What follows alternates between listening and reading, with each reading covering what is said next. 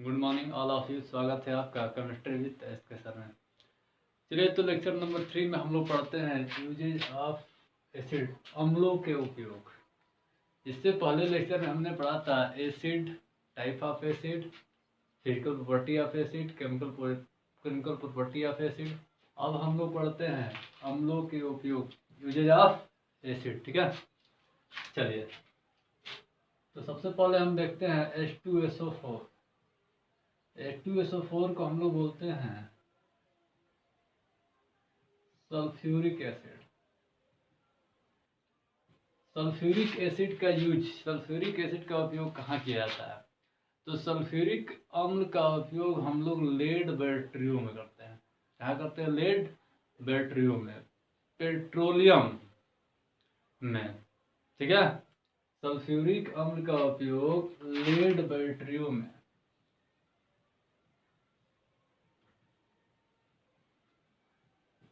Petroleum में।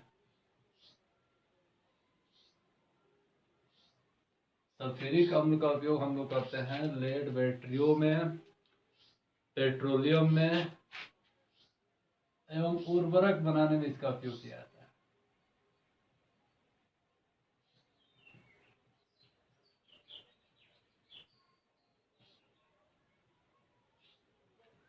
तो ये है सल्फ्यूरिक अम्ल का उपयोग। ठीक है, अगला हमारा अम्ल है HNO3। इसको हम लोग बोलते हैं नाइट्रिक एसिड। नाइट्रिक एसिड, इसे सोरे का अम्ल भी कहा जाता है। ठीक है, इसका उपयोग हम लोग करते हैं चांदी और सोने के शोधन में। ठीक है, इसके अलावा इसका उपयोग विभिन्न प्रकार के औषधियों के निर्माण में भी किया जाता है।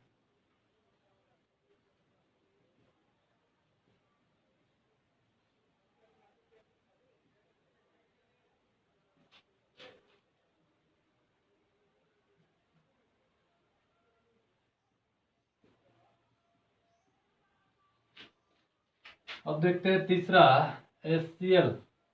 इसको हम लोग बोलते हैं हाइड्रोक्लोरिक एसिड।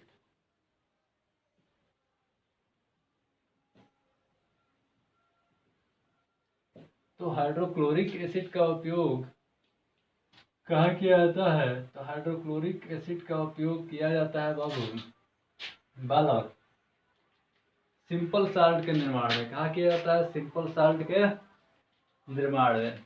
इसके बाद इसका उपयोग किया जाता है वस्त्र उद्योग में, वस्त्र उद्योग में, तथा कलई करने से पूर्व, लोहे की चादरों को कलई करने से पहले उसका प्यूरिफिकेशन, शोधन किया जाता है। किससे?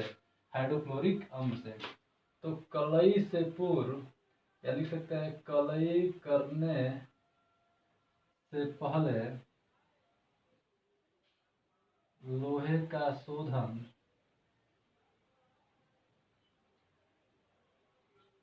किया जाता है। तो ये है कुछ अम्लों का उपयोग। सल्फ्यूरिक अम्ल का उपयोग कहाँ किया जाता है? लेड बैटरियों में, पेट्रोलियम में, तथा उर्वरक बनाने में। विभिन्न प्रकार के उर्वरक फर्टिलाइजर्स के निर्माण में क्या होता है? सल्फ्यूरिक अम्ल का उपयोग किया जाता है।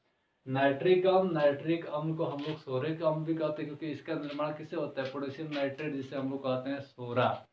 तो इसका यूज करते हैं चांदी और सोने के शोधन में। ठीक है, इसके बाद विभिन्न प्रकार के औषधियों के निर्माण में भी इसका उपयोग किया जाता है। ठीक है बाबू।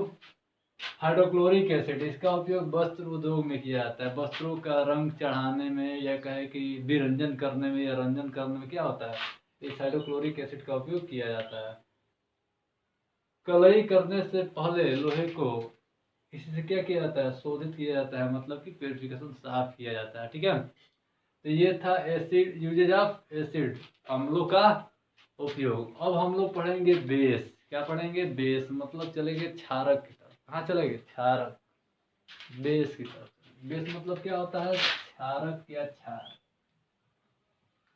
देखिए,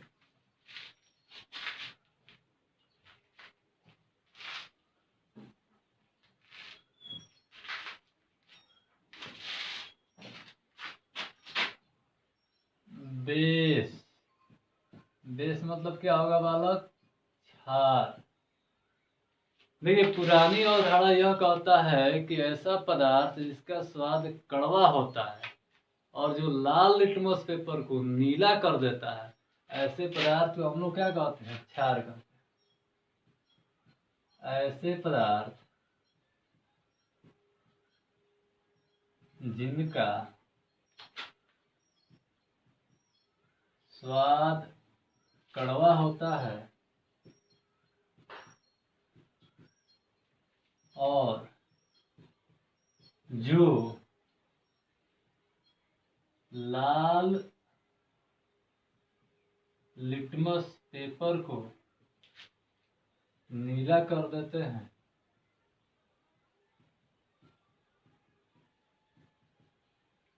उन्हें क्षार कहते हैं।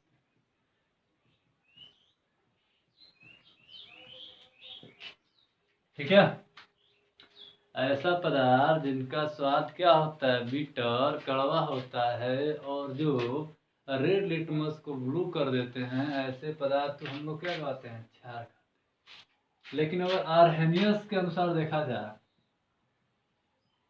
आर्हेनियस के अकॉर्डिंग अगर देखा जाए, तो ऐसे पदार्थ जो जलीय विलयन में हाइड्रॉक्सिल आयन उत्पन्न करते हैं, जैसे देखिए यहाँ पे NaOH, इसको हम लोग बोलेंगे सोडियम हाइड्रोक्साइड। Na का मतलब सोडियम, OH का मतलब हाइड्रोक्साइड। एक्वा, इसका जब हम एक्वा सॉल्यूशन बनाएंगे, मतलब इसका जलीय विलयन बनाएंगे, तो ये हमको देगा Na+OH-। इसको हम लोग बोलते हैं हाइड्रॉक्सिल आयन। क्या बोलते हैं? हाइड्रॉक्सिल या हाइड्रोक्साइड आयन। ठीक है। जैसे एक और एग्जाम्पल देखते हैं यहाँ पे KOH, जब इसका जलीय विलयन बनाते हैं, एक्वा मीडियम मतलब जलीय विलयन जब इसका हम बनाते हैं, इधर मिलेगा K+ और ये हो जाएगा OH-। तो देख रहे हैं दोनों में OH- मिल रहा है, मतलब क्या मिल रहा है? हाइड्रॉक्साइड आयन मिल रहा है, हाइड्रॉक्सिल आयन जिसे बोलते हैं। ठीक है। तो आर्हेनियस थ्योरी यह कहता है, आर्हेनियस के अकॉर्डिंग हम यह बताएंगे कि वे यौगिक जो जलीय विलयन में क्या करते हैं? हाइड्रॉक्सिल आयन उत्पन्न करते हैं, उन्हें हम लोग क्या कहते हैं? क्षार। ठीक है। यानी कि जो कंपाउंड एक्वस मीडियम में हाइड्रॉक्सिल आयन के क्या करे? फॉर्मेशन करे, प्रोड्यूस करे, वो क्या कहलाता है? बेस कहलाता है, मतलब क्षार कहलाता है।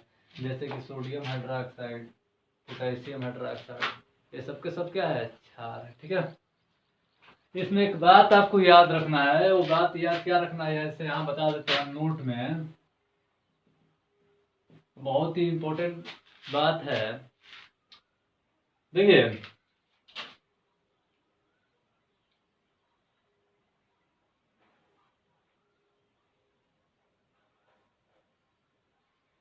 धातु के जो ऑक्साइड होते हैं ना, धातु के ऑक्साइड, मेटेलिक ऑक्साइड, उसे हम लोग क्षार कहते हैं। ठीक है। जब इसको जल में घोला जाता है, तो जैसे ही जल में घोलता है तो क्षारक का निर्माण करता है, जिसमें भी OH- होता है, उसे हम लोग क्या बोलते हैं? क्षारक के क्षार कहते हैं। ठीक है। तो ये था क्षार, जल में घोलकर क्या बनाया? क्षारक। इसको हम लोग बोलते हैं बेस, इसको बोलते हैं अल्कली। ठीक है। तो यहाँ पर एक वर्ड है कि सभी क्षार क्षारक नहीं हो सकते हैं, सभी बेस अल्कली नहीं हो सकते हैं, परंतु सभी अल्कली क्या हो सकते हैं? बेस हो सकते हैं। क्यों? देखिए कुछ धातु के ऑक्साइड ऐसे होते हैं जो जल में डिजोल्व मतलब घुलते नहीं है, तो जब जल में घुलेंगे नहीं तो इधर हाइड्रोक्साइड के क्या करेंगे? फॉर्मेशन नहीं करेंगे। तो जब जल में घुलेंगे नहीं तो क्या होगा? अल्कली क्षारक का निर्माण नहीं होगा। लेकिन ये अल्कली जब भी बनेगा, इन क्षारों के जल में घुलने से ही क्या होगा? बनेगा। तो जो क्षार जल में घुलता नहीं, वो केवल क्षार रहेगा, अल्कली नहीं कहलाएगा। ठीक है। तो यहाँ से हम कह सकते हैं कि सभी क्षार जो होते हैं वो क्षारक नहीं हो सकते हैं, परंतु सभी क्षारक क्या हो सकते हैं? क्षार हो सकते हैं। क्योंकि क्षारक का प्रिपरेशन कब होगा? जब कोई क्षार जल में घुलनशील होगा, तभी जाकर होगा। तो ये महत्वपूर्ण बिंदु है। ठीक है। बहुत सारे क्षार ऐसे हैं जो जल में क्या होते हैं? नहीं घुलते हैं। जो जल में नहीं घुलेंगे तो क्षारक का निर्माण नहीं होगा। ठीक है। जैसे कि आपको बता दें कि सक्रियता श्रेणी में जो हाइड्रोजन से नीचे वाले मेटल हैं, ठीक है, इनेक्टिव मेटल जो कहलाते हैं, उनके जो ऑक्साइड होते हैं वो क्या होते हैं? जल में घुलनशील नहीं होते हैं। तो जल में जब घुलनशील नहीं होंगे तो सिंपल सी बात है, क्षारक का निर्माण नहीं कर सकते। तो यहाँ पर एक बात याद रखिएगा, सभी क्षार क्षारक नहीं हो सकते हैं, परंतु सभी क्षारक क्षार हो सकते हैं। ठीक है, चलते हैं आगे।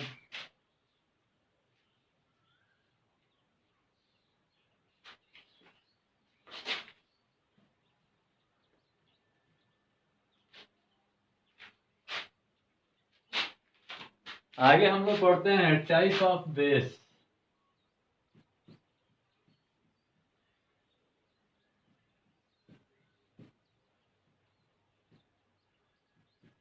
क्षारों के प्रकार।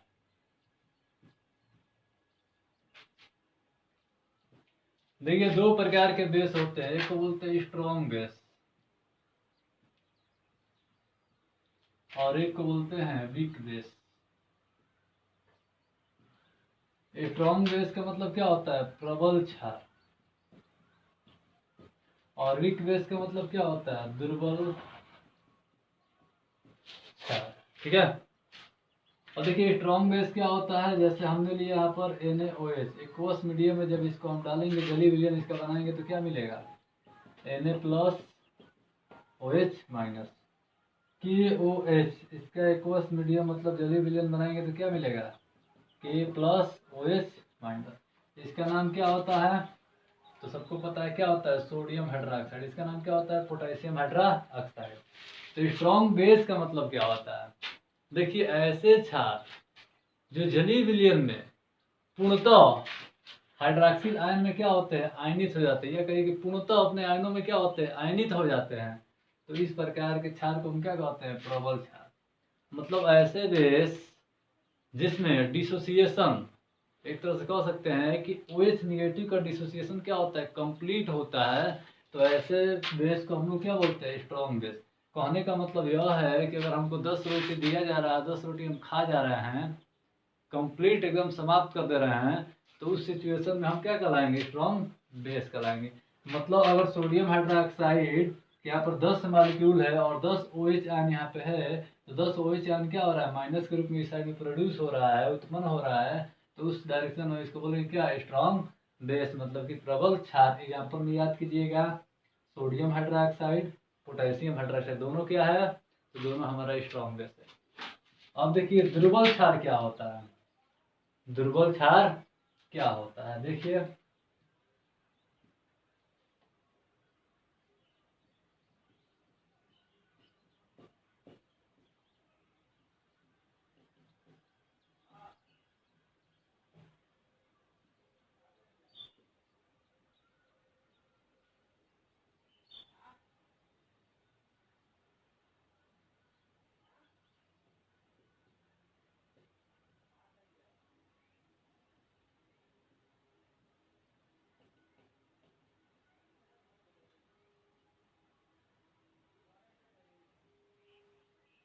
देखिए दुर्बल क्षार का मतलब ये होता है कि ऐसे क्षार जो अपने जलीय विलयन में पूर्णतः आयनित नहीं हो पाते हैं, या पूर्णतः OH आयन हाइड्रोक्सिल आयन में आयनित नहीं हो पाते हैं, तो ऐसे क्षार को हम लोग बोलते हैं दुर्बल क्षार। यानी कि ऐसे क्षार, ऐसे बेस जिनमें OH आयन का डिसोसिएशन कंप्लीट नहीं हो पाता है, तो ऐसे बेस को हम लोग कहते हैं वीक बेस। जैसे कि फेरिक हाइड्रोक्साइड, एल्युमिनियम हाइड्रोक्साइड, दोनों क्या है, वीक बेस। एक बार और, स्ट्रॉन्ग बेस का मतलब, स्ट्रॉन्ग बेस का मतलब जिस बेस का OH आयन में कंप्लीट डिसोसिएशन होता है उसको हम लोग बोलते हैं स्ट्रॉन्ग बेस। मतलब कि ऐसे क्षार जिनका जलीय विलयन में हाइड्रोक्सिल आयन में पूर्णतः आयनन होता है तो उसे बोलते हैं प्रबल क्षार, और जिनका पूर्णतः आयनन नहीं हो पाता है, अल्प आयनित होते हैं OH माइनस में, तो उसको हम बोलते हैं दुर्बल क्षार। ठीक है, यह ठीक उसी प्रकार है, यह ठीक उसी प्रकार है जैसे कि स्ट्रॉन्ग एक व्यक्ति होता है, हेल्थ जिसका क्या होता है, हेल्थ बढ़िया होता है, दूसरे का हेल्थ क्या होता है, खराब होता है। तो हेल्थ जिसका बढ़िया वो क्या होगा, स्ट्रॉन्ग, लोग भी कहते हैं स्ट्रॉन्ग। ठीक है, और इसका हेल्थ क्या होगा, खराब होगा, क्या हो जाएगा, वीक हो जाएगा। ठीक है, तो बात वही है, कैपेसिटी के अनुसार इसका डिसोसिएशन क्या होगा, कम होगा, इसका डिसोसिएशन क्या होगा, OH माइनस में ज़्यादा होगा। ठीक है, तो ये था टाइप ऑफ बेस। अब हम लोग पढ़ते हैं physical property of base. Physical property of base क्या होता है,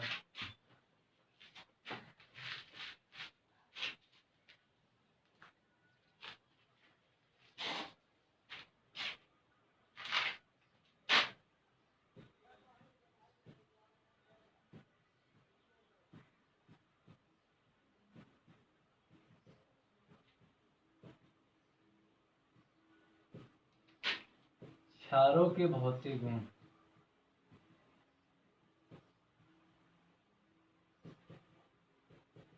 देखिए, क्षारों के भौतिक गुण में पहला हमको यह जानना है कि क्षारों का जो स्वाद होता है वो क्या होता है, कड़वा होता है।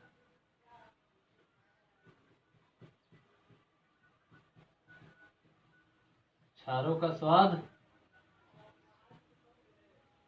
कड़वा होता है। दूसरा क्या होता है, तो क्षार जो होते हैं वह लाल लिटमस को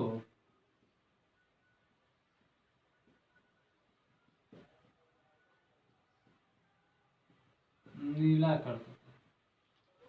तो ये है फिजिकल प्रॉपर्टी ऑफ बेस। क्षारों का स्वाद कैसा होता है, कड़वा होता है। और ये लाल लिटमस को कैसा कर देते हैं, नीला कर देते हैं। ठीक है, लिटमस एक इंडिकेटर की तरह कार्य करता है। अगले टॉपिक में हम आपको बताएंगे इंडिकेटर क्या होता है। ठीक है, तो भौतिक गुण में इतना जानिए कि क्षार का स्वाद कैसा होता है, कड़वा होता है, और क्षार